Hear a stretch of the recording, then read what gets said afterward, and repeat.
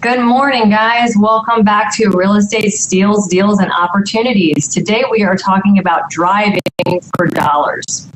As real estate investors, we should be mentally programmed to go look for deals everywhere. That includes when we're driving. Think of driving for dollars. And start paying attention to the deals that are right in front of you, and many in your own backyard. All right, so with that in mind, we're on the lookout for vacant homes, vacant lots, rundown properties, and things like that. When we see them, we can take a picture of the home, especially if the address is in there, because we're not going to remember unless we're taking notes too. And we can write down the address so that we can follow up later and remember what we're trying to pursue. Now, this home is vacant, but sometimes it's hard to tell if they're vacant. You do sometimes have to knock on the door first, but we want to be prepared for finding these deals. So our options are this: when we see a vacant lot or a vacant or rundown property, we can talk to the neighbors. We can leave a note or a card, or we can mail a letter. And so we want to do all of these things. Why? Because we want to do what our competition is not.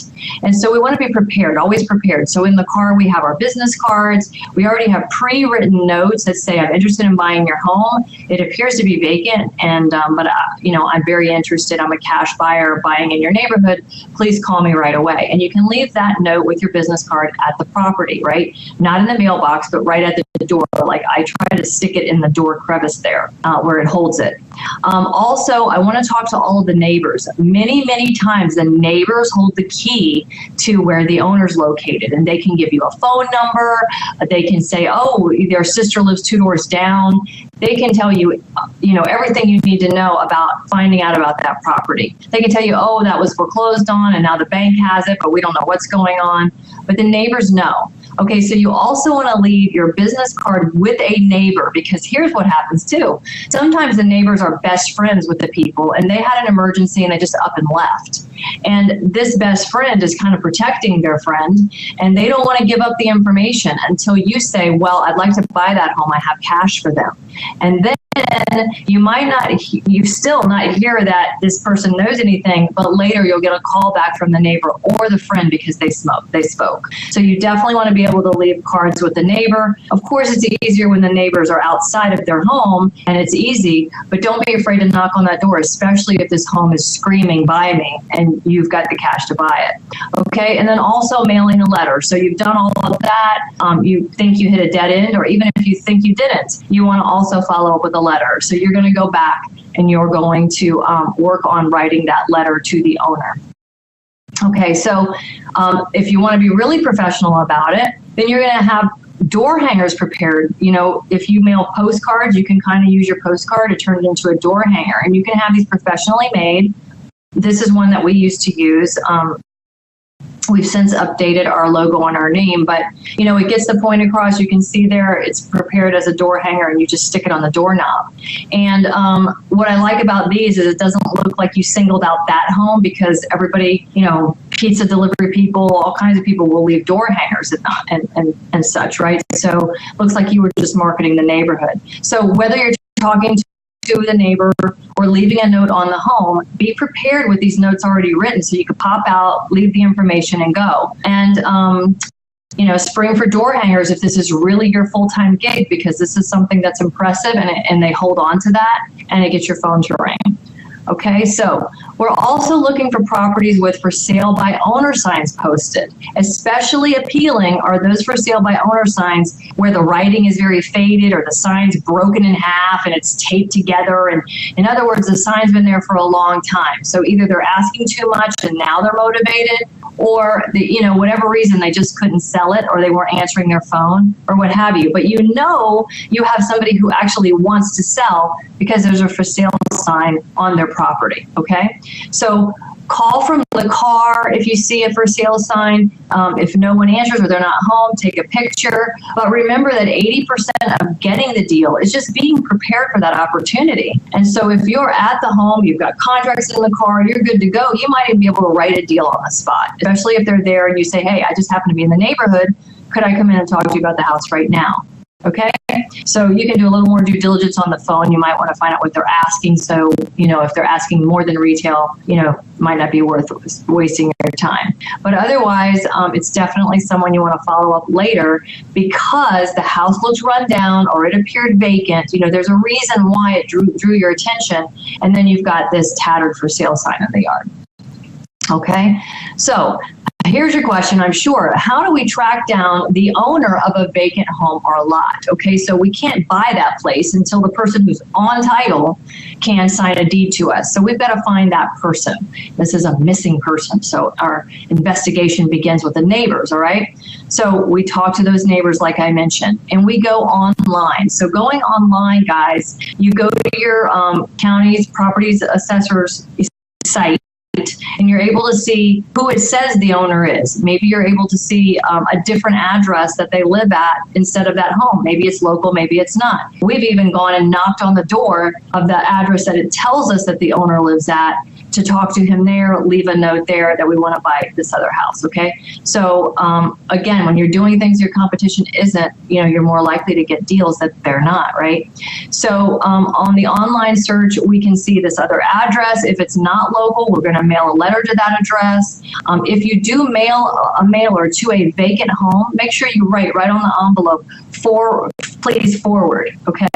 And that way, if they have a forwarding address, with the post office, it'll forward on to where they currently live, all right? So that online search can do that information. You might want to employ a skip tracer. So this is someone who they can go online, they have access to programs that maybe you don't, and they can find out where this person currently lives. They can use a program that investigators can use that shows where that person has power on or a phone number on, and they can find that they have service at this address in this state. And so you're able to get all this information on the owner of the home, where they live now, their cell phone number, or things like that. And you can call them and say, hey, and they might say, how did you find me? Say, well, I really want to buy your house, so I paid a skip tracer. Just tell them the truth. All right. The other thing you can do is check the MLS. So this is a great source of information. So even though the house is not currently available for sale most times, you will see that there was a history of where the people tried to sell it but couldn't.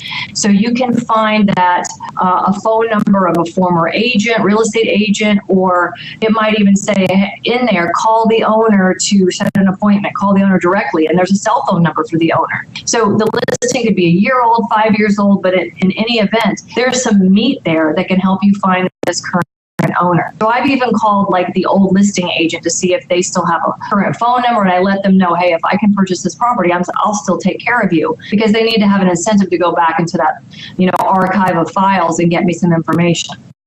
Okay, so you also want to check foreclosure status. So you're going to go online and find out, is this home in foreclosure? Is there a distress? And by the way, when you go online into the county records, you can see if there's a mortgage on the home. You can see if it's owned free and clear. You can do enough dirt there to kind of do a little bit of title work, if you will, to see if there is a deal for you. So maybe it's over leveraged and the people walked away from it because nobody wanted it and they didn't want to do a short sale or didn't know how or whatever.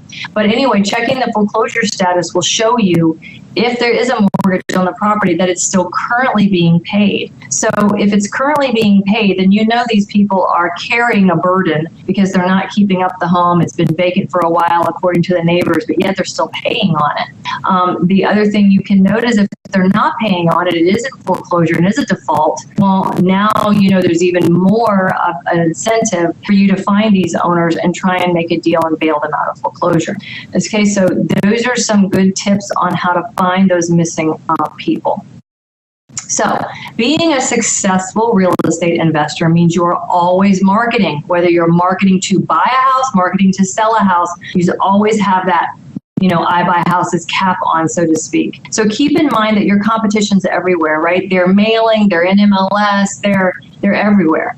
And if you do what they don't, you will get more deals and do more business. And for those of you who aren't savvy full-time real estate investors, it's even harder for you to find a deal because you're not playing in the hay where the needles are, right? So you're trying to find a needle in a haystack is hard for you if you're not playing in the hay. So you've got to use these, little tips that most people aren't doing, because the more people have to do work and the more something costs, money-wise to market, the less people do it. All right. So this is a good way, if you are new to the business, to start keeping your eyes open everywhere you go while you're driving around anyway, and doing something that few people are doing, because that's going to increase your chances and your odds of buying your next deal or your first deal.